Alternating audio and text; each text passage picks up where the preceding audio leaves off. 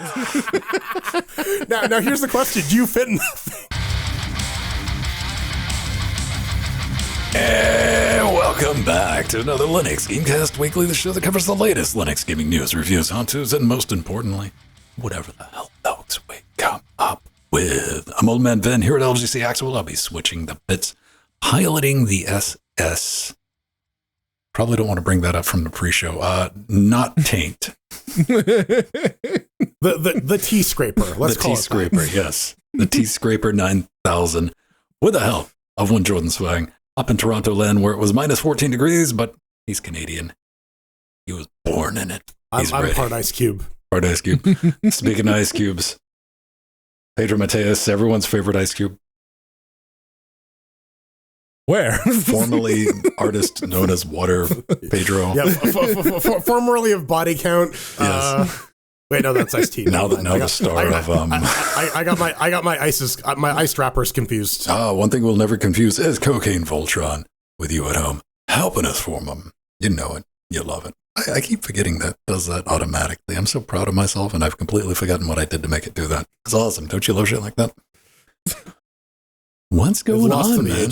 We got a lot of stuff to unpack this week. Unlike last week, where it was like, it's kind of a light week, and then there was like, poof, all that happened. Wine, 800%. Like that's not clickbait. That's not clickbait in the title, man. It is not. 678%. Improvements. We get to talk about open source Nvidia drivers. Schmaragon. New Protons. Dude, don't even know where to start. One thing I finished up this week was something I showed up on the show a couple of weeks ago. Was a Tascam FireOne audio thing, which had like a big jog wheel on it and had an audio interface. You know, it was from 2007, which was the interesting thing, because that was like 13 years before PreSonus made their own little version of control surface / audio interface. And I plugged it into a modern Linux system just to see, hey man, what can you do? Turns out you can do a lot. I got all the write-up, the video, everything together. If you want to go take a look at that on interfacinglinux.com, just if you're curious. That was pretty much my week, gentlemen. Jordan, outside of being a vector for the plague, what you got going on, baby? Not much. Most of my week was spent just oozing and schmoozing. No schmoozing, because there's just plenty of oozing, and I gotta be responsible and not transmit diseases to the rest of the community. Yeah.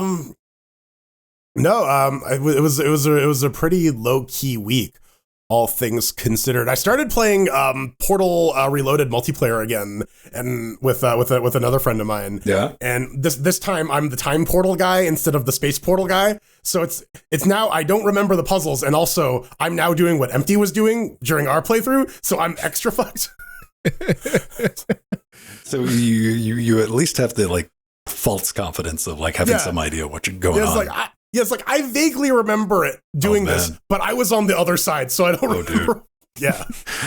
You can at least get everybody in like, okay, I know we need to at least be here, right? Yeah. Yeah. Yeah, where you eventually you're like, okay, so we need to get this over there and this over there and this over there. How do we do that? That's great. Yeah. How the fuck does that happen? Shrug emoji. Let's start trial and error, right? Hang on, let me go check a YouTube video right quick. And again, it just confirms to me that if I ever got stuck in a sci-fi scenario, I would be dead in like under a minute. Right? Dude, so many of those scenarios. My first thought is like I'm running towards the thing that's going to kill everyone, because it's like I don't want to survive this shit. Like zombie outbreak, bite me. Or just like the causality shit. Like, what if I just touched that and then I was never born? Right? Like, Pedro Mateus, how you doing, man? Hi. I have been, I've been wrapping up literally every piece of content that I can in New World without involving other human beings, because I know it's an MMO, but I still don't like people, so I will do as much as I can. That has like unlocked okay, so having to play with other people like in a group or party doesn't like block progression, right?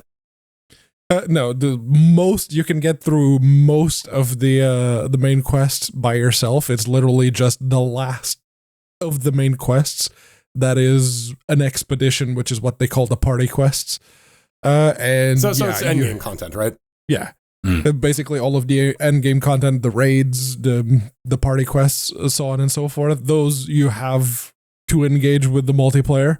So right now I've done everything, literally everything that the world offers that I can do by myself, I've done.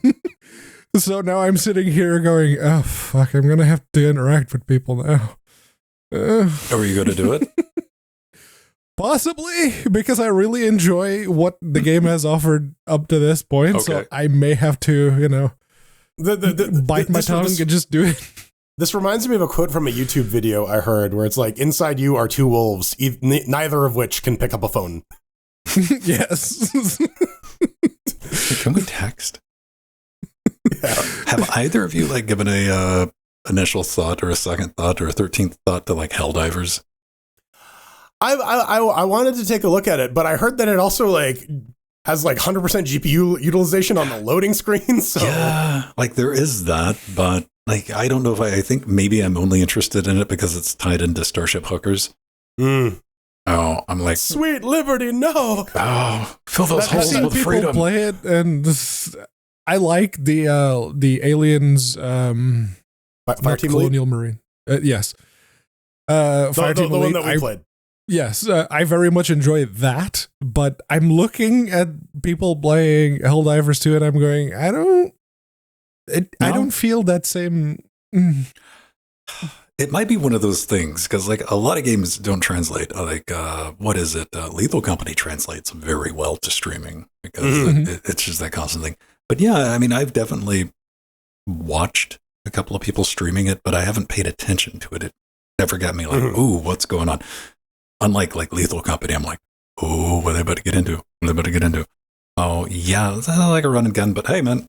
Lethal Company is also, it has that slapstick element too, that is just yeah. It's dark sci-fi comedy, yes. It's that chaos of oh, are they playing with new people?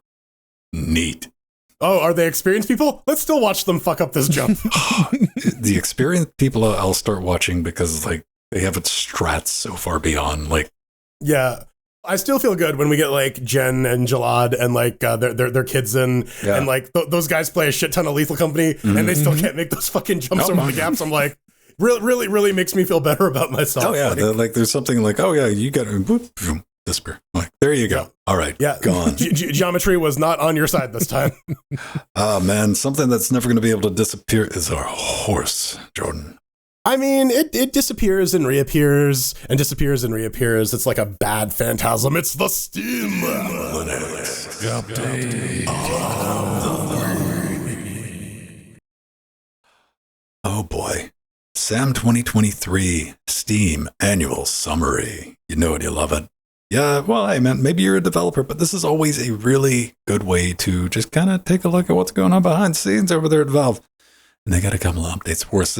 They give a couple of mentions to what has gone on throughout the previous year and things that we get reminded of. They have the open beta for the shopping cart enhancements. We've talked about it on the show a couple of times. Inline gifting, which I always thought was why has that not always been a thing? Or I can just hey, I need to buy 2 more copies of this multiplayer game. Wouldn't it be neat if I could add Jordan and Pedro all at once? And it seems nah, baby, separate transactions. That's going to be changing, which is good. Unified cart, we've given that a mention. So, especially with your Steam Deck, all of a sudden that became a priority. I do like their choice of the private game. If you scroll up for the demo, it's Bluey, the video game, and not some disgusting hentai nonsense. Well, I mean, you got to hide what you got to hide because private games are now a thing, and you can hide your Bluey shame from the rest of your friends. And one of the things I didn't really realize was the categories for trailers. So if you're a game dev and you're uploading stuff, you can mark it and be hey, this is the gameplay trailer, this is the bullshit cinematic trailer that no one's really interested in trailer, which is pretty decent. And yeah, what do you think? What do you guys think about those? Anything sticking out to you? There's virtual reality, which I'm Yes. The interesting bit for me was the Steam Deck bit at the bottom where they go, oh, the more the merrier. And they give a nod to the ROG Ally, the One X player, One X Fly, the Aeneo Air.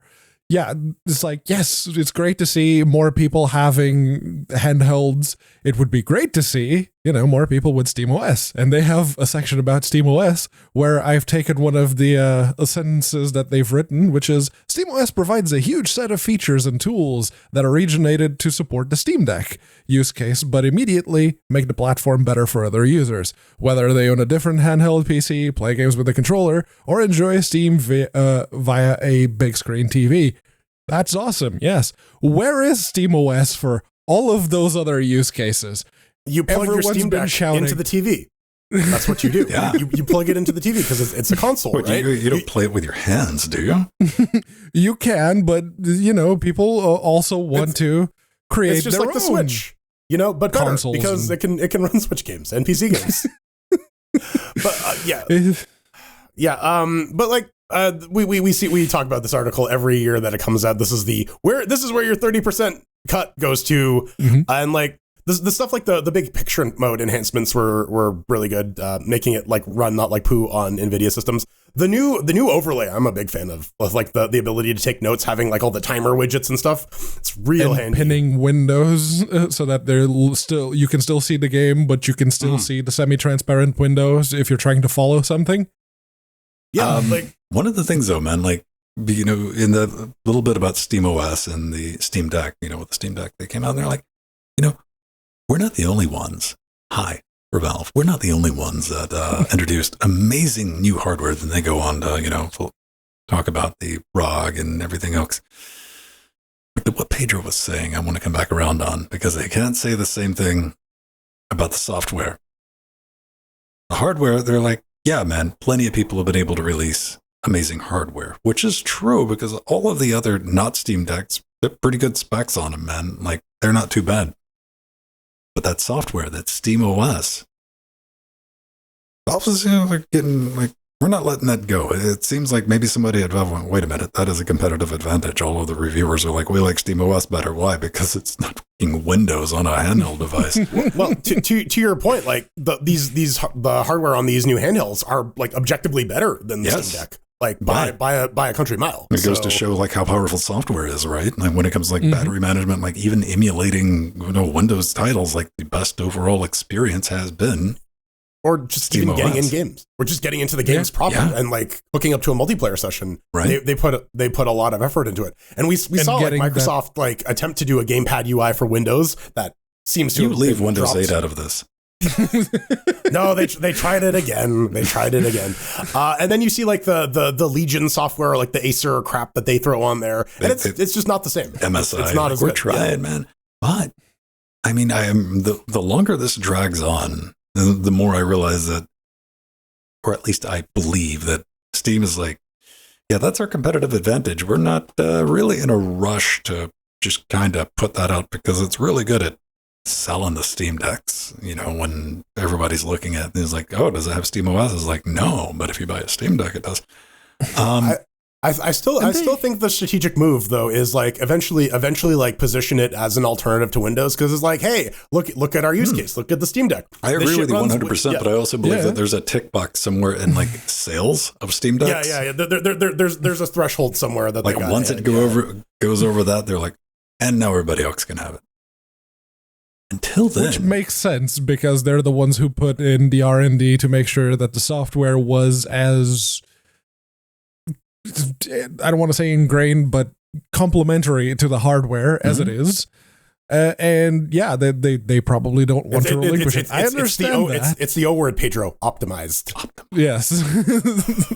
I understand that, but at the same time, everyone's been shouting, come on, where's SteamOS 3? And you have projects like Holo ISO and Chimera OS. Well, you mentioned that, but like Aya's like, oh, we're gonna launch a console with Holo ISO, and everyone's like, fuck that shit, no. Dude, and then they go, okay, fine, we'll release it with Windows 11, and everyone went, Yeah. Everyone was like, yeah. I don't know, man. I don't know. I mean, it could be a strange time, but then again, we're in a bubble of all bubbles on a Linux gaming podcast, right? Like we even know what SteamOS is because a lot of people out there are looking at Steam Decks and going, well, when are you gonna? When's somebody going to release a Steam Deck emulator so I can play Steam Deck games on my PC? I mean, those people probably have trouble like feeding themselves and like breathing. You say that. Some people are 100% like, oh, that's just a gaming console. All right, can I get an emulator for it? I can play them. Mm-hmm. You can. It's called a KVM. Go on. Do I need PC too? Yeah. You just got to install. Yeah, it's called Linux. You just got to install it on your desktop, and then you can run all the Steam Deck games. No, you stupid smelly nerds. No, give me my EXE. Hey, I'm a good smelling nerd. I take a shower. Damn it. Fine. But I'm not a good sounding nerd. Binaural nerd. Well, but maybe you can get some 3D audio going on while you're at it with Steam's new open source Steam Audio. It's they've with the new version of Steam Audio, they've released a source. It's released under Apache 2, which is a proper open source license, so very good. I had to actually go and find out, okay, what's a Steam Audio? It's a 3D sound API. It integrates with other sound middleware and game engines like Unity, Unreal's, whatever. They were using it for Alex. Yes, it is the primary use case is very much the what they call the HRTF, which is head-related transfer function, which basically... I just realized that I have mono-sense for you guys. I was going to start messing with you with that. Yeah, it's basically how sound behaves by going into, your two ears, and they try to replicate that, which is very important if you're trying to do some kind of 3D audio for VR, or if you have a really immersive game that you want to try, maybe, consider using Steam Audio because, hey, it's open source now. Lethal company, right? Let's just jump right back into that. I mean, this is the fruits of the Impulse Sonic, the middleware that they got back in 2017. Oh, they're just rolling this out. They're like, hey, we've been through it. We cleaned it up. Go out there, have some fun with it. And it's so rare to see a soulless corporation, which Valve is. Let's not kid ourselves. They're a privately owned soulless corporation. They like their money. Yeah. Money printing machine on top of it. Just doing cool stuff like this. Like, this is worrying me. Not about Valve. Well, yeah, I guess it is about Valve, man, because when you see a company is large as Valve, size-wise, not employee headcount, but with that much control, still doing cool shit like this, not turning evil, like not being like going out of their way to do evil shit. Overtly evil, yes. Yeah, like standard business practices. What's still scummy. That's what that's known as today, right? Yeah. Here's what I'm thinking though. I worry about what Valve is going to be post Nouveau. Are we going to see like what we saw? Because I have flashbacks to like what id used to be when Carmack was there, and we used to get game engine source code releases because Carmack pushed for it.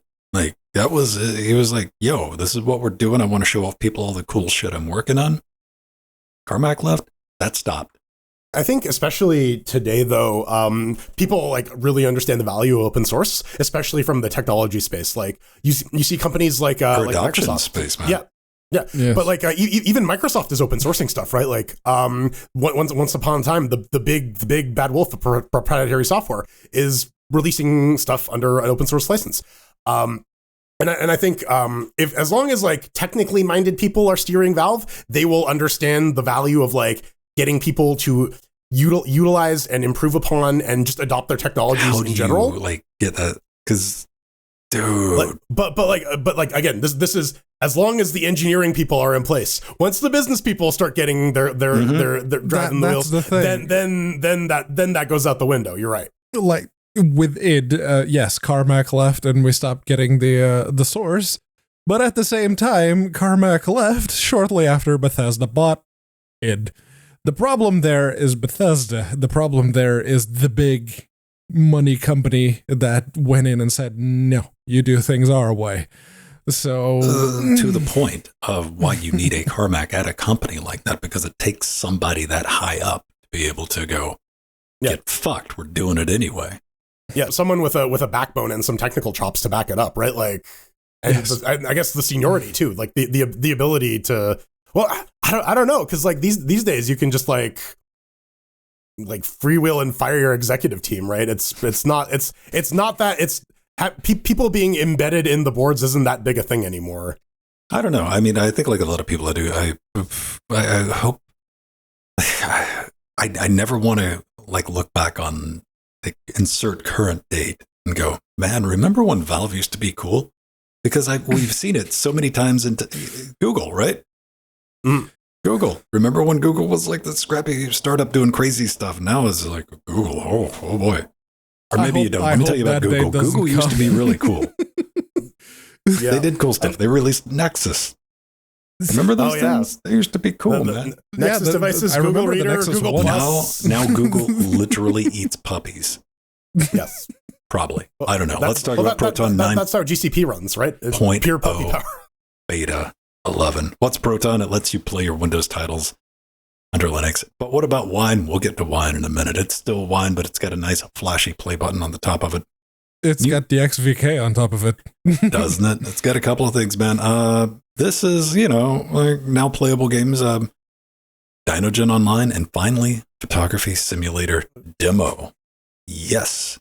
And finally, now that it's out of experimental, we can experience Lord of the Rings Gollum in all of its amazing glory out of the box. You joke about that shit. George McGee and Gamer Hero. What the fuck is that shit? I'm buying the absolute snot out of that game when it does the WB $7.99 thing, like because I'll just add it to my collection of other games that I played for 45 minutes and never touched again from WB. What else do we got? Ooh, default scaling fix for the last game on Steam Deck. Oh, I thought we're not getting any more games on Steam Deck. That's a shame. Yep. They fixed Bayo for crashing on some systems, and they've updated, they rebased on 1.9 bonus, and updated distribution method to save disk space. Question mark shrug emoji. That's one of the notes. And let me give everybody a side note. If you haven't already, update to kernel 6.6 plus. Take advantage of that F-Sync. It's in there. It is a dramatic difference on some titles. I'm looking at you, Trackmania 2020.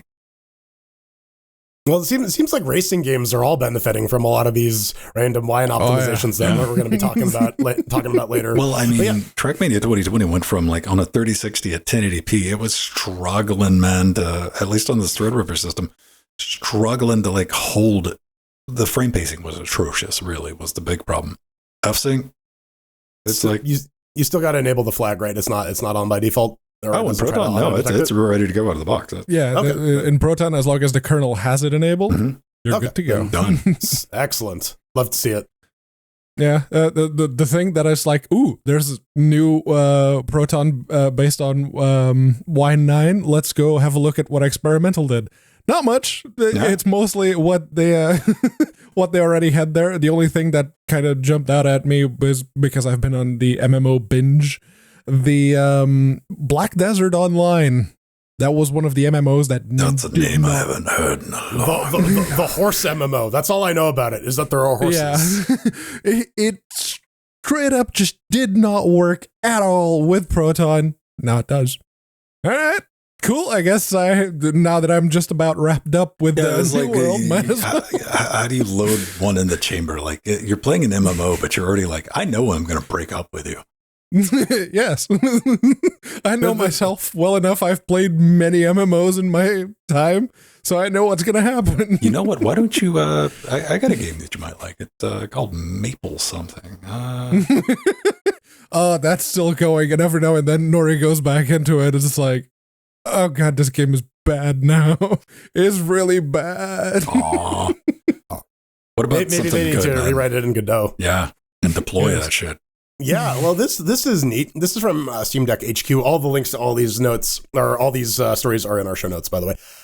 Yeah, so if you're developing your game on Godot, Godot supports a number of engines, or if you're using a W4 contract, or a number of platforms, rather, not engines. But you might want to export your game to SteamOS or Linux, and you might think, well, I got the Steam Deck. How do I get my game from my workstation to it? And lo and behold, someone has gone and made a plugin for this. This is by, oh God, go away, you freaking thing. Laura Sophia Heinemann? Yeah, Laura Sophia. Links to her GitHub are in the story as well. And yeah, it uses the Steam Deck developer mode, a little bit of rsync and SSH to copy your game from your Godot console to your Steam Deck. And it's super handy to have because you do a one-click deploy, you can test stuff, you can get your feedback, or you can get your debugging. And that's just good. Make sure that you can get your game running on the Steam Deck. And like after like last year's whole Unity nonsense, we're starting to see a lot more third-party tooling coming out for Godot. People are trying to like address common use cases, and this will just build up over time and make Godot a more and more attractive platform for game developers. It is, and if you have the one-click deploy option for what apparently has turned out to be the single most popular x86 based console released in 2022. I've got to put that caveat in there. On a Tuesday afternoon at 3 p.m. one-handed. Yeah, no, like an x86 handheld console that, as it turns out, is very popular. If you have that option to deploy everything with the one click, you know, the holy grail of game engines like Unity used to have. That's very good. That's very good. It warms where my heart should be to see, I should say, the smart developers going, yes, oh, we need to get on this Godot thing because Unity is going to come back around and fuck us. Yeah. Well, and it's like everyone who's actively developing a Unity game is like, that's it. Once they finish that, they're moving on to something else. Not everyone. I think, unfortunately, a very small percentile of developers are like, oh, well. I guess the iOS folks. Yeah. Like, we've taught them a lesson. The internet won and they backed down. I'm like, they didn't back down. Yeah. Doing another lap waiting for the internet. Tactical retreat, right? Like, yeah. Lull you into a false sense of security. That's it. So if you're not looking, I mean, I'm not saying you got to go to Godot, but you need to go somewhere, man. Like they're going to squeeze that stone again, man. It's not going to be pretty. So yeah, stuff like this, to what Jordan is saying, the tooling, love to see it. Glad it's there. And let's talk about a couple of new games coming to Linux this week. Old new games. They've been out for a while in various shapes or forms, but now at least this one is out for real. Last Epoch. It's that game that Scott Michaud worked on briefly. 1.0 comes out. It has a bunch of fixes, including a full offline mode, which I mean you would think would be a bare minimum for an RPG with a single player component, but you know whatever. They also added full controller support to maximize that Steam Deckiness. And yeah, Pedro, you played this one briefly during its early access stint. Yeah, I did, and it was very much because Scott worked on it. So it's like, all right, let's give it a try. A little bit, yeah. But it is. I like the time traveling mechanics because the map itself isn't very big, but you're going through the same areas at different eras, like several thousands of years in between the different eras, and you get to take your character through that time and everything, and you're basically trying to figure out why that's happening and trying to make it stop because you're the hero in a point and click hack and slasher. Looking through the news, they're already on to 1.0.0D because they've identified a couple issues, including like death logs not showing up when you die. They added more character slots, more bug fixes. So they're still working on it. It looks like the rollout is still underway. Let's call it. We've definitely come back and given this game a bit of shit because it was in early access and the shop 40, 50, 60. I forget how many hundreds of dollars of like bonus content before the game was out proper. But it is out proper, everybody. You can master all 15 classes, play it directly on Linux, as long as you have Ubuntu 20.04, even 16.04 will allegedly work. However, to how well it will work, well, there might be a little bit of debate there, because the most recent reviews out of 24,855 are coming in mixed, and by mixed I mean negative as hell. They appear to have an issue with old stability there. They do, and the online play doesn't work very well, and hence the offline mode. Yes, I think that was a necessity. One of the problems with that is people in the forums and the discussion, they're saying, hey man, online's bork, can't get online, can't do this, and the developer going, just play it offline, bro. To be fair, that's what you want to hear when you bought a couple of copies to play with your friends, right? And you're like, hey man, this game I just bought, and the developer's while like, they're trying to fix it, then again, the refunds are a thing. But yeah, it is. Not if you bought myself the ability to bitch. Hell no. Well, yeah, I mean, if I spent $60 or however much the early access on this game, and then I was playing it, and then it released, and then I couldn't play it again, I'd be kind of pissed off. But a lot of people are happy with the game. Like I said, it's mixed, right? Now it's not like doom and gloom or anything. People are fun. 62% positive. Hey, there you go. Shotty left a review for early access. And yeah, it's still mostly positive, and I'll be the first one to admit that the 20 hours that I've played of this game were offline. 76.5 hours by myself. Servers are still down today. Yeah. It's probably someone who got it in early access too, and I don't care about the multiplayer. That server. Yeah. Well, I don't know though, because this is a Diablo, like this is an ARPG. Like people get pulled to these games because of the multiplayer component.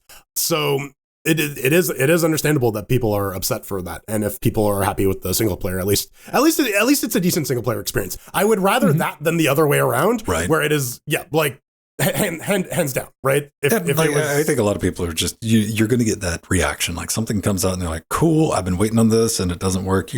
No matter, like we're all guilty of that, but we all know, like, okay, now that we've breathed a little bit, we're just going to sit back and wait, and they are working on it. So yeah, if this is your day, go check it out. Now, our next game is kind of bold and brave to be releasing this style of game. I haven't seen one in a while, but we do have a couple of them on Linux. Yeah, including this one. There was even, what was it called? Heroes of New Earth? Was it? The one, we're all talking about that same one, right? Here, Paragon, yeah. No. The Paragon. Heroes of the Storm? No, that was... that was the Blizzard MOBA. Yeah. Yeah. I think it was Heroes of New Earth. But yeah, we're talking about MOBAs, specifically Schmaragon, Paragon Schmaragon. Yeah, it is basically using Epoch's Paragon assets, which Paragon was unfortunately one of the victims of the Fortnite.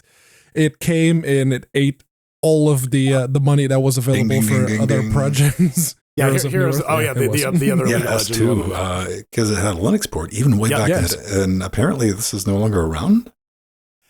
Oh, is it finally dead? Yeah, it says was. So like what I remember about Han was, if you thought League was toxic, right, okay, fair. Okay.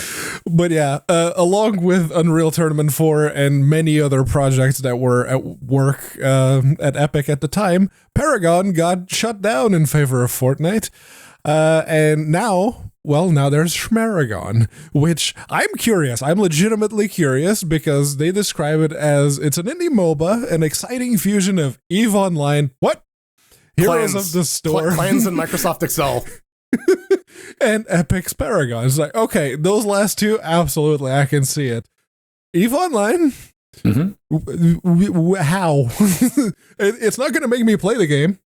I don't like EVE Online, but I'm curious, how is that even? No, I mean, it's like one of the classes. You got like Druid, Starship. The Excel spreadsheet. Yeah.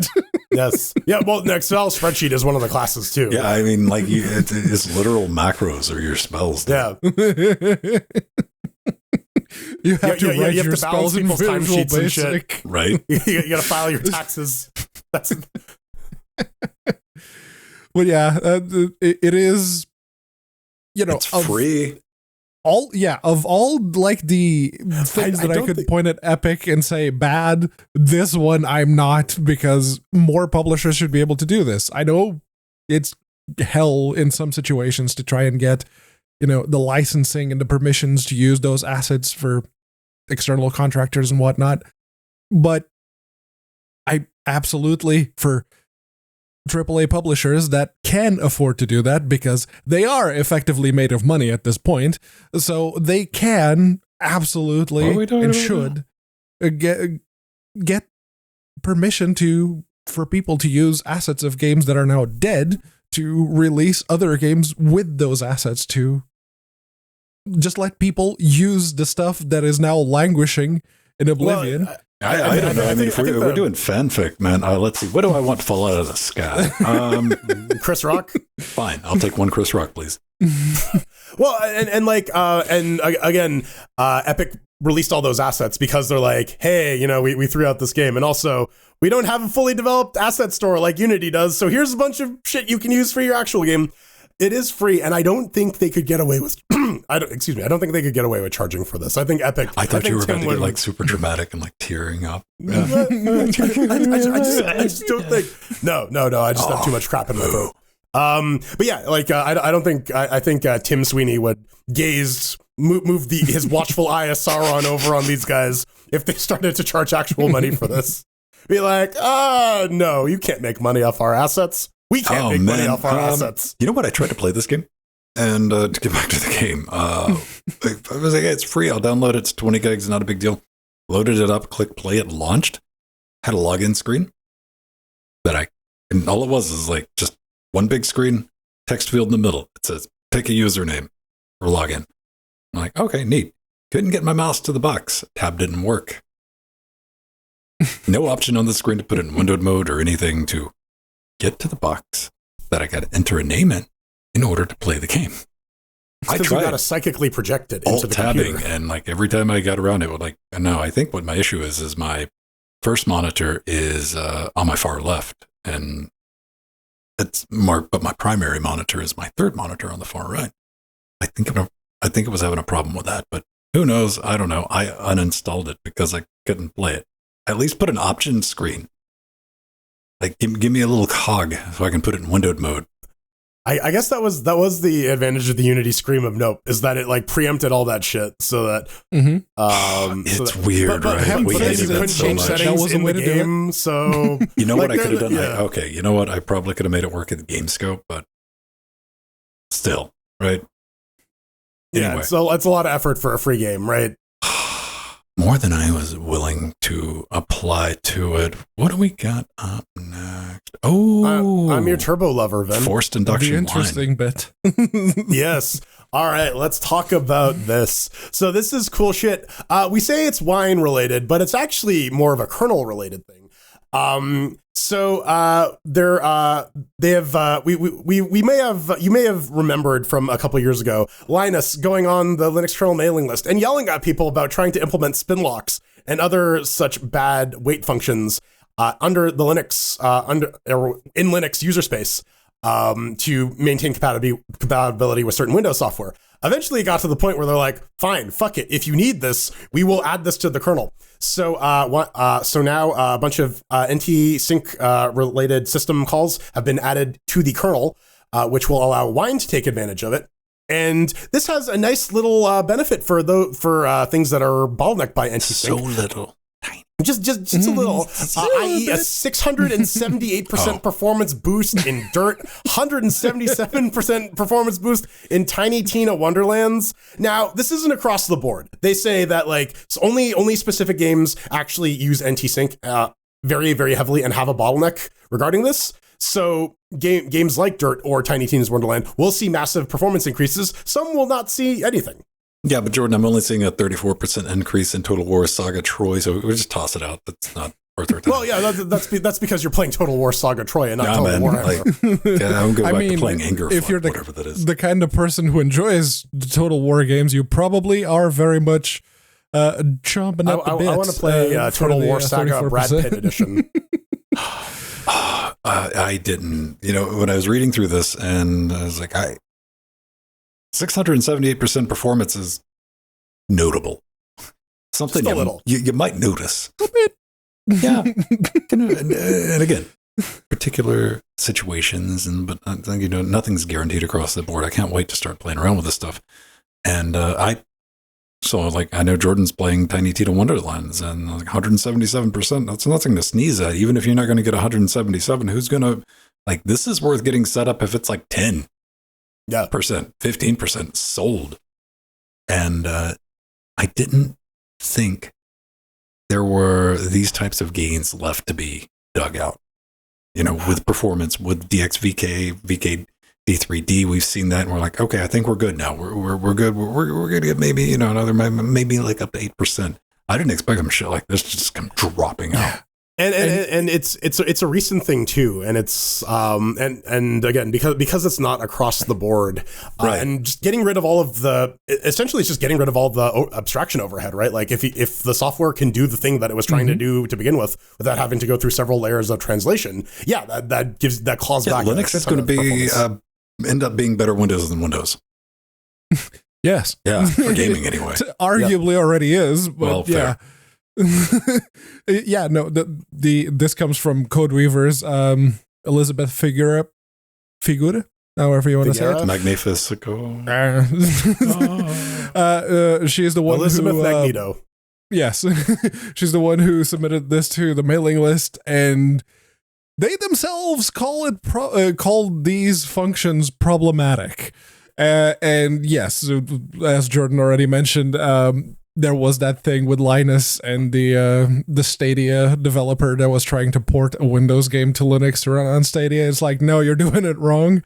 And yeah, as larger and more complex games start to rely on, just the assumptions that they're running on the NT kernel, and they're using spin locks, and they're using those syncs, and they're using whatever else that Windows does, it makes a lot of sense to have something in place and to do it properly and to have it basically because they specifically mentions the wait for all function is known to just cause the entire system to stop while it's doing something. So they want. We saw. I mentioned that in the pre super shows and the Ryugen thing. They ran into this as well when they're trying to get the performance delta between OS 10 and Windows, right? For a lot of the Switch emulation as well. And actually having this in the Linux kernel and done properly so that functions like wait for all can't lock up the entire system, but still allow the games to call those functions when they need. That's great. Seriously, these performance bumps, even if it's not going to be all games, because they themselves say that it's not going to be all games, this is going to bring that performance parity and more than likely performance advantage on Linux versus Windows, because I don't think that Dirt 3. Pedro, how do is there going to be an exe file, man? Stupid smelly nerd. No exe. How do I download it off the GitHub thing? I don't understand. You right click, save Linux games done. Give me the exe click thing, make go burr. But does it run in wine though? That's the important thing, right? This is going to be, being a self-contained kernel module, so there's probably a good chance of getting this upstream, which I don't think is going to be too big a deal. Do you think this is going to be a big enough thing to where we're going to see a PPA or a copper repo of people? Because I look at this and I'm already as soon as I don't have to do all the extra work with Wine and this, I'm going to build this myself. But I build in real-time kernels all the damn time. Will you, Jordan? Maybe. Would you compile the custom kernel? How about you, Pedro? Here's the thing. If it is modular though, we could probably the fragmentation boogeyman comes up, but homeboy over here going to be doing an INS mod and maybe right yeah where you have to where on desktop distributions you're going to be shipping this module by default enabled, but in server distributions you might not, because at some point, because these are available, developers are going to want to use them, and these are problematic interfaces. We have better ways of handling this kind of shit under Linux. Valve, so you have a couple of spare dump trucks sitting around. Go drive one back over there. Hook them up. Yeah, just go back to CodeWeavers. So, hey, we heard you're doing things. Well, send them a bonus dump truck full of money. Yeah. Yeah. Just throw it in there. Speaking of performance gains. Yes. So we talked about it a couple of weeks ago that the NVK driver on a very specific use case was actually outperforming the proprietary driver, which, considering how recently the Nvidia Vulkan open source driver was introduced and how long the proprietary Nvidia drivers have been around and performing about on par as they do on Windows, things were a little weird when, the new project all of a sudden was doing so much better. And people were speculating, okay, so if we have that good performance over Vulkan, how about we start doing OpenGL over Vulkan instead? And this is one of the patches, specifically the one for DRI2, to introduce Zink for basically, if the driver can use Zink, it will use it over whatever else. This for the Gallium driver. This would be Nouveau. So like the old Nouveau OpenGL. And I mean, like it makes sense. Like I love Nouveau old OpenGL because this was like a Herculean task to try and reverse engineer a proprietary NVIDIA driver. But now that we have the GSP firmware and shit like that, this becomes less of an issue. So right now I'm pretty sure Zink already outperforms Nouveau OpenGL. So yeah, why not include it? Come on, man. D has Zink. I mean, give me a Ken has flag. Yeah.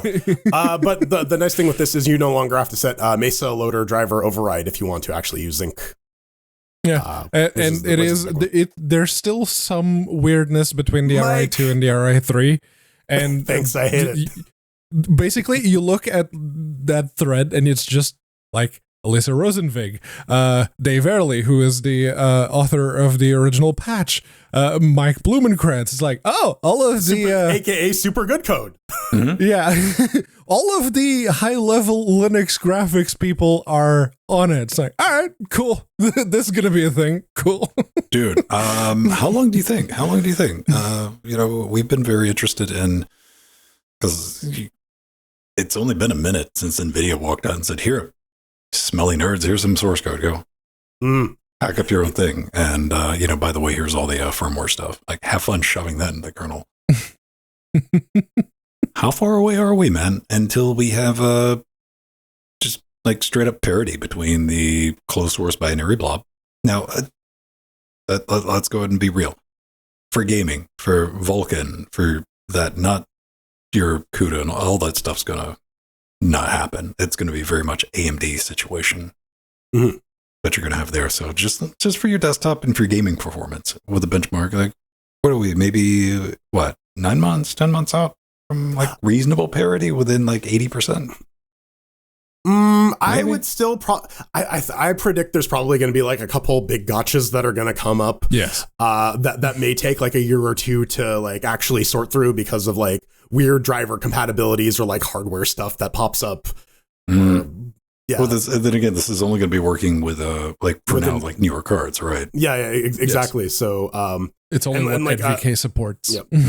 And then there's also going to be like a similar problem with what we have with AMD graphics, where a new card comes out and then there's going to be a bit of a lead up time before you get full support for that as well. So who knows, man? Just keep doing the cool work like that. Yeah, I mean, it's good stuff though. Yeah. Firmly, you could have asked me this, just this time last year, like, because we're getting like these random leaps, man. Nouveau was like that thing that if you were lucky, a year ago, you were lucky if it gets you a screen so you could do a graphical like install. You could run the installer, right? Yes. Like, and if it did that, you were like, dope, love it, amazing. Open up Firefox, download the blob drivers, get on with your life. Yes. Interesting times. Did either of you ever play with anything outside of like big picture mode, like game wise? Have you played with the heroic launcher, like the whole, what I'm trying to, like the whole desktop type thing, like a dedicated? I've used emulation station in the past. Yeah, like just not really. No. No, I'm a big launch stuff from terminal guy, honestly. Like, yeah. Oh, dude, anybody who grew up with Linux at any point, man, like I just assume something is not going to work, and I just want to have the terminal open to save me that step of like, to capture the console output, right? Like, yeah. And well, maybe you like that full screen, like I boot up and it's a gaming appliance, because we kind of had that. We got a taste of it like way back when with the original Steam machines. That kind of first gave us that hint. People are still moving along with that same idea. That brings us to Open Gamepad UI. What do you think UI stands for in this case? Ugly image? Ugly? No, I think that's a good image, Jordan. Okay. That looks just like a Dreamcast controller. Underwater iguana? I'll allow that. So what is it? Unusual iris. Free, open source game launcher and overlay written with Godot engine numero 4, which is kind of neat. It's got a couple of things in it, man. I played around with it. Hey, we got big picture at home, but it has options to pull in the Steam library. It can do it from FlatHub. Yuzu and Lutris libraries are in there as well. Now, that first launch does take a minute, but it was fun to play around with. I was like, I could do a lot of stuff with this. And you can run it right from your home directory. You don't have to do a system-wide install, but all the instructions are on the GitHub page. Go check out our show notes and just... So, yeah, Strider beat me to it because I was going to say like, I think Strider is going to steal this one for the Lutris UI. And Strider immediately posts, yes, the Lutris Gamepad UI. Good thing you're talking about it. He had already mentioned that he was going to try and do something like this for Lutris, so yeah. Well, they beat you to it, homie. There it is. I mean, if you're just tuning in, you're like, the fuck's a Linux? Fair. This is, think about your, like, what is the RetroArch type emulation thing. station. Yeah. That's the but for all your games, the XMB style right. UI or whatever. Take all the stuff that you got from Steam, from Lutris, installed Epoch, and it's just there, man. There's your game machine. There's your console right there. And you're not limited to just what you have available on Steam, which is a pretty cool idea. Yeah. And I like it. I do. And as someone who has used Emulation Station in the past, and I kind of wish that I could expand it to do more than just the games. I like the idea behind this one because, yes, when I have a proper living room and I have like a system hooked up to a bigger screen, I'd very much like to set something like this up as something to launch either big picture mode or Kodi. It's got a bunch of cool stuff built into it. Per game customization, launch games, multiple sources, automatic artwork, downloading like it's built. Hopefully it doesn't use the VLC library for that. Right, fair enough. Go back and listen to the pre-super shows, and if you're a patron, plug-in architecture, so it's built for module like RetroArch, man. Pretty cool. Someone put some thought into this. Yeah, and this is like very much like, hey, this is early work, and keep that in mind. But go play with it and start poking at it. Is there an exe to download? No, they do. They have a package that's a builder. Yes. They do. RPM, baby. There it is, and you can just download the tar.gz and run a make install, and it'll just put it in your home directory, and you can go play around with it. And more importantly, there's a make uninstall. Thank you. That's nice. Not everything fucking includes that, well, right? I didn't realize that it did its own little takeover, because I was like, oh, this is like a launcher. I'm like, oh no, this thing, because I watched the install path. I'm like, oh shit, that's going to take over XFCE and start this up. And I'm like, please make uninstall. Yes. All right. I didn't have to go hack all that back out. Good job on that. Last but not least, a game a lot of people don't even know exists. Yes. A lot of people play it on your cell phone. A lot of people, if you played games on your old pre-smart cell phone, you've probably heard of the Doom RPG, which was very simplified and at the same time more complex version of Doom, which had the dungeon crawler movement mechanics. You move tile by tile and you turn inside the tile and you have the 4 directions that you can move in. That's about it. A lot of people really liked it, and there was enough demand that someone actually ported the they reverse engineered the phone version onto a proper PC version, as it were. It was released back in 2022, but there's a new update which came out in January 2024. The forum post that Van is showing there, it just links to the if you just download the zips from there, it's just the Windows version, but the first link is the source code and it takes you to GitHub, obviously. The link to the GitHub is in our show notes as well. Yes. And you can build it yourself, and there's actual instructions on how to. And I'm really glad that had a enlarge icon on it. The Diablo Devolution X mode of zoom and enhance. That resolution is pretty much what you would be looking at in one of those old phone screens. But yeah, it is. I still prefer Doom to roguelike personally, but it is. Isn't that Jupiter Hell now? Yes, it's just Jupiter Hell now. It's just better roguelike. I'm down for it. I'm here for it. I would, dude. Okay, what type of phones are out when this launched? This was Symbian, right? So so the Nokia 6630, for example. Because I noticed I went like looking on the wiki. This is using STL2, by the way, so it's kind of dope. Yes, they're using that. The Symbian OS never received a dedicated port for the game, which is weird because my TI-83 calculator got a port of Doom. Oh, really? Yes, I remember playing that. It ran at like a frame a second or like one frame a minute because it's a fucking calculator. But yeah, I'm curious if you played this and like you knew, because some people are like heavy into mobile, and you were one of the early adopters. Like gaming on the phone's the future. You were right, by the way. Engage. Let me know. Send in some feedback or leave a comment and like let us know like what was the phone to play this on back in the day, because I was blissfully unaware this existed until a couple of years ago when the reverse engineering project started. And by the way, you will still need the actual files. There's a nudge, wink, instruction on the GitHub of like, hey, go to archive.org and search for the thing and you'll find it.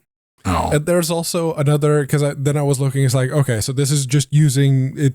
It is the engine, and it pulls from the actual file. But there's a Doom, GZ Doom based reimplementation, which is also an option if you want to look at that. When are we going to get for this one with GZ Doom? For this one specifically, or no, it's separate. It's also for Doom RPG, but it's a separate thing. Can we get Quake RPG? Can we get I want somebody Quake was supposed to be an RPG. That's what I was about to say. I want somebody to take that original design document and like build it out to I had a plan to do that, to convert it into a D&D campaign. Okay. That was my plan. That's how you get Romero to show up at your house. Like, let's play this. Let's go. This is how I get Romero to join my D&D group. Yeah, absolutely. Yes. Let's see if I can get Carmack in too. Pretty good. But yeah, seriously, man, like send in a note if you know more about, because I'm curious, like what was your first mobile game? Like what not the first one, because I'm going to go Nokia, SNCC. Or Arkanoid, Breakout or whatever, yeah. What was the first one that made you go, there's something to this? Because I'll even say Engage, because I knew one dude who bought one, Tony Hawk. It's like, give me, let me play it. And I'm like, nope, not there yet. That wasn't it. but again, it's like evolutionary steps, right? Like you need to stumble in order to find out what doesn't work. What was the first game that you got in contact with? You're like, oh, this is going to catch on. Worms for my Nokia 7250. It was a stupidly simplified version of it, but that soldiers I don't think I ever really had one. Let me give you the perspective. I was like, oh, this is real now. When Carmack put Doom on the iPhone, and I was like, oh, you can we can play real games on these things eventually. And it was an on-rails version of Doom, but it was Doom. Like Doom. I guess for me, it was just like the proliferation of Farmville on people's phones. I'm like, oh, I guess eventually like it will go in that direction. Right? Like, and now we're at the point where there is legitimate like esports tournaments with mobile phones. It's the weirdest thing to watch because Fortnite is on the phone. Yeah. we have esports tournaments about office productivity software. We're in a brave new world, man. You see, dude, I still firmly believe that started as a practical joke that somebody got that like corporate sponsors showed up out of nowhere, not realizing it was a joke, and they're like, "Fuck it, let's roll with this." One of the wonks in like the Excel division of Microsoft saw that and cut a check. They're like, "Oh yes, this."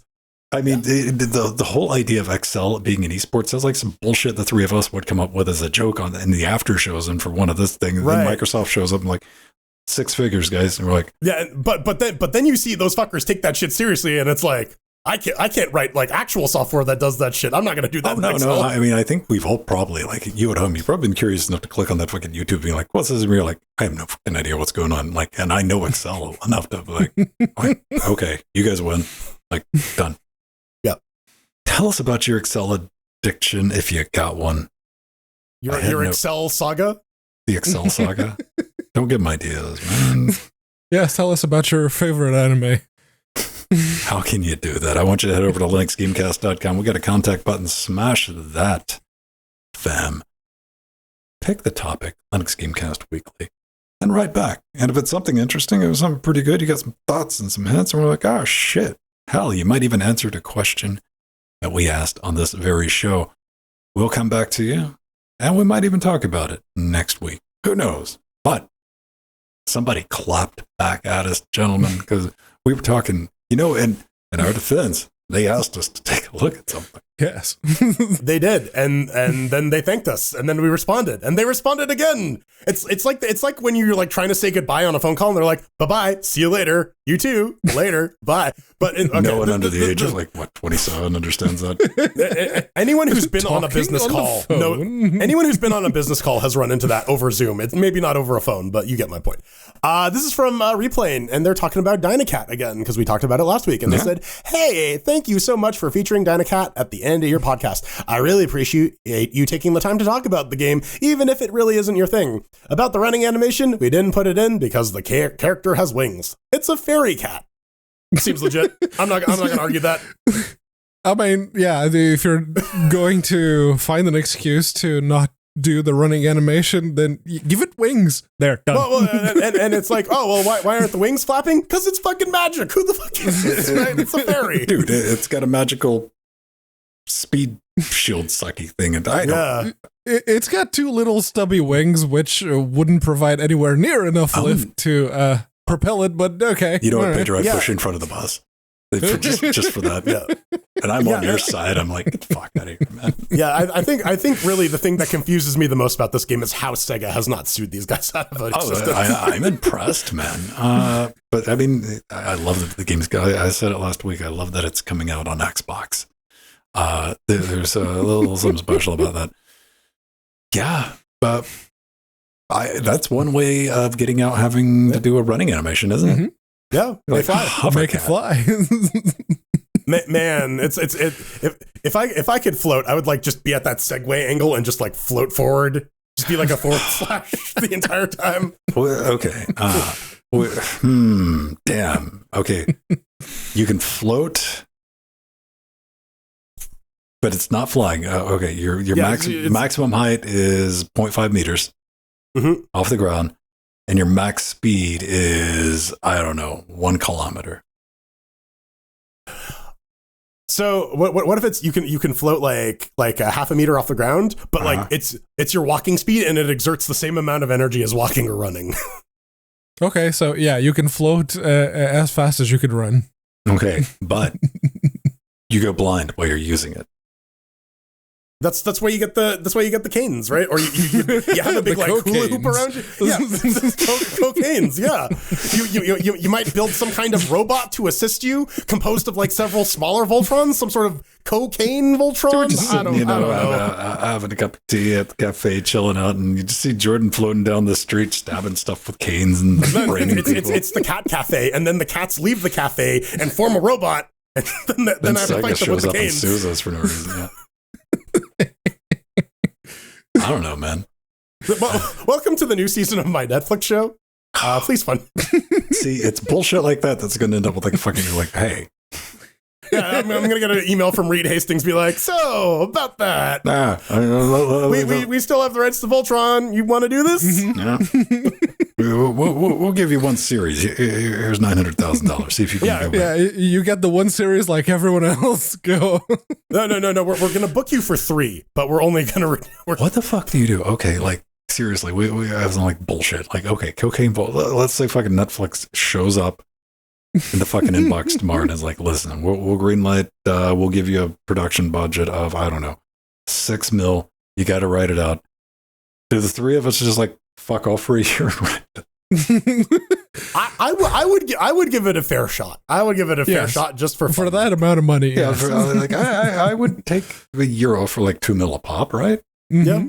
Yeah, that would be worth it. Yeah.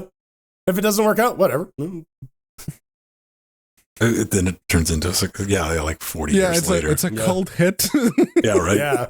40 years later, we're at like fucking Comic-Con as like heads in jars because it's Futurama style and we're answering fucking questions. The same fucking question that everyone asks. Dude, no.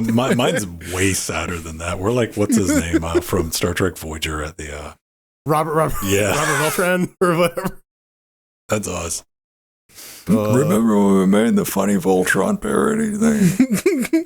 All right, Grandpa, let's go. All right, Wheeler at eat your applesauce, old man. Right. Come on. Poop hands. Ladies and gentlemen. First South Park I ever saw on a VHS tape. Kill me, Billy. I don't want to live anymore. That shit broke me, man. Hopefully we broke you, ladies and gentlemen, because on that bombshell, it is always time to cue the music. You can check out what we do. We get up to this nonsense live every Saturday, live on Twitch, live on YouTube. You can find them. Head over to Linux Gamecast, all the links, all the stuff that we get up to. Oh, shit. Hang on. I got to thank somebody. Oh, shit. Stop. Who? Record scratch. Maybe I'll add that effect. I got a present. An actual present. Yeah, it's one of those Amazon bags too. Yeah, like no shit. I just like someone sprung for the extra $350 for that. Mm-hmm. So, ladies and gentlemen, we do have let's just do all the plugging that I forgot to do. Patreon.com/Linux Gamecast. If you want to help us out, you get access to the Pre-Super Chosen, which is our little production meeting. That's where you can find out about Taints and Glass a little bit earlier. We get that podcast. Whoa, Tainted Glass. Taints and Glass. And we got a couple other things. We do the live and uncut version. So if you can go watch this later, but if you want it tomorrow, I'll have that out in podcast format. Access to our Discord, early invites, access to our show notes. It's just a gang of stuff. If you can kick us $1 a week or $1,000 a week, either way, we would appreciate it. Lets us do what we do. Now, we do have a wish list over on linuxgamecast.com. Pedro has one, Jordan has one, Joe has one, and I got one for the studio. That's how you end up on the fine, upstanding Cannibal Wall 3.0 next to Frank, next to Linus. Because the camera's backwards and shit, and my brain doesn't work right. If you send in something, you can send in a note from the Amazon wish list, and this applies to all 3 of us. And this one comes from Aromatic Dev _Dev. Oh, Mr. Sinky Software. So is it which side of the Pac-Man's less than, more than? The mouth eats the bigger number. Yes, right. So Linux is bigger than all. That is all. Period. From Aromatic Dev. Fuck yeah, I agree with you, man. Linux eats all.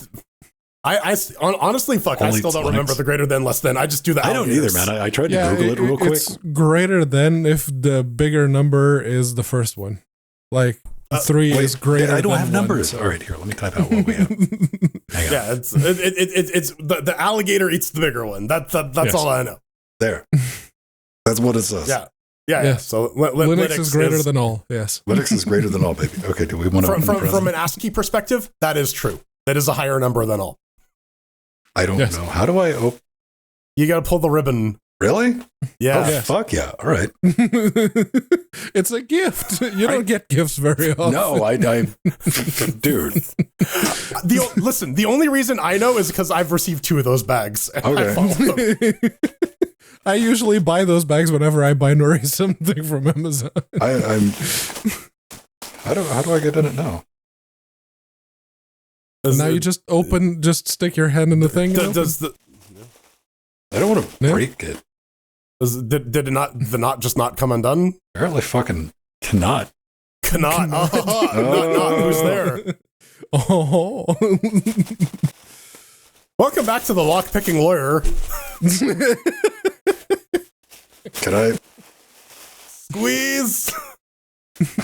Damn it. Get the X-Acto knife. Yeah, just cut the ribbons. There we go. All right. I think I got a pair of scissors here. Put it in the mail. I'll Hand it wait. through the screen. All right, Is it takeout? What? It looks like a takeout bag. Takeout food. What do we think of that as? A Sonic the Hedgehog Kigurumi. It's something blue, yeah.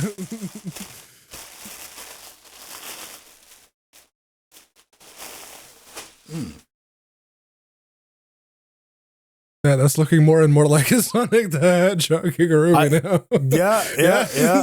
Sunk. It's hey, I was right. Oh, shit. Sunk. I'll be wearing the shit out of this. Amazing. Thank you. I guess that's for the arts and crafts, right? Like, put that on. Oh God, it's a full one. Sonic, what are you Fuck doing? yes, it's got gloves. Now here's the question: do you fit in that thing, or is this going to be like Bon Scott, like fucking schoolboy clothing? Okay, yes, it might look like a crop top on me, but I'm wearing this shit next week. Amazing. Yes. Fuck yeah. Okay, I take back my internal monologue. It was worth it. It was worth it to open up the back of the Absolutely. Gotta go fast. Jordan and Bader have one of those too. You can force this shit on them. And this is also why I typically don't put joke stuff on the wish list. Yeah, you do. You got a nice I have masks. I got a fog machine. I got all sorts of shit, man. I mean, I guess I can get the wizard robe since Evandro so kindly bought those. Oh, yeah. I got the wizard robe hanging over there. Yeah. That's still there. We have we all accumulated collections of random shit over the years. Random. Yes. Someone needs to send me the AK-47 guitar. I will never ask for anything else if someone sends me that fucking guitar. I have those feels with an epic mother. But no, just keep watching the show, share the show, and enjoy what we fucking do. That's all we ask people. All right. Now, one of these. No? Amazing. Did no work? Come on. You don't know DeWay? For real one. People, if you want to get in touch with me, I'm just at Vin on mass.linuxgamecast.com, Vinstone on Twitter, and just type in Vin if you are on Blue Skies. I'm hanging out. As always, if you are a Twitch sub or a patron, come join in our Discord. We're accessible. We're just there talking smack the other 6 days of the week. Everybody in chat already knows that because like this conversation just comes back over there when the show's over. I'm Jordan. You can find me oozing out of various orifices on Twitter at The Burning Fool, on Mastodon at frojo at mass.linuxgamecast.com, and at frojo.bsky.app. I think I'll change that to Aspire at some point, but I gotta set that shit up. You can find me on Mastodon. It's just unaccounted for with the actual number 4 at mass.linuxgamecast.com. It's the last of the social networks that I'll be a part of. Don't fuck it up, Mastodon. Yes, big Mastodon.tm. Because Discord isn't a social network either. No, not really. It's a chat room, yeah. Now, Discord would very much like to be wrong. They would like to be, yes. It Time for tries. some credits. Hey! I guess you do know, Dewey. I fucking made an assumption. It's like, what was the dumbest thing on that wish list? 'Cause there it is. I love it. Because the good shit's not missing. We gotta thank our advisors, Omega Star Theron. We gotta thank our executive producers, Barbara M. Scott, Atomic Gas, Meg G, Drummer, Tomas, Hakeem, Dave, Eshep, Ian, Hoplone, Kurnucky, and our little Nicky fans, Super Destote, Empty, and Eggy. And the Sea Monsters, Renault, Rider X, Machina, Trudgy, Vertinuda, Justin, Darkwing, System T, Dancing Joe, DeCresney, and Oogie One. And Beautiful party. Death Note's like Velvet, Yalad, Pebble, Boxy, it's fine. Romeo, Jerlegs, how many can we get? Leonardo, Mr. Alert, Kim, I see Chris, is in Stephen chat. Uh, Jill, Jonas, Doom Douglas, 2.1, Monica, Zeno, Zin, Rue, Zin, Turnover, Mark, Bisco. Beck, Beckett, Tim, Jaloux. Tron, Nubbin. Wait, Nubbin. Jalad's twice? Whatever. I don't know. Darmok! All of our fine, upstanding animals, especially aromatic underscore dev, for our new sync powers. Oh, He's gonna grind up and snort all those Chaos Emeralds. Don't you know it? Dude, I'm keeping that at the door. I'm using that to check the mail from now on. You gotta use that to like when like door-to-door people show up. Can I help you? We're getting some news out of that, kids. All right. Time to fire, everyone. We'll see you next week. Bye. Bye. 5 dudes.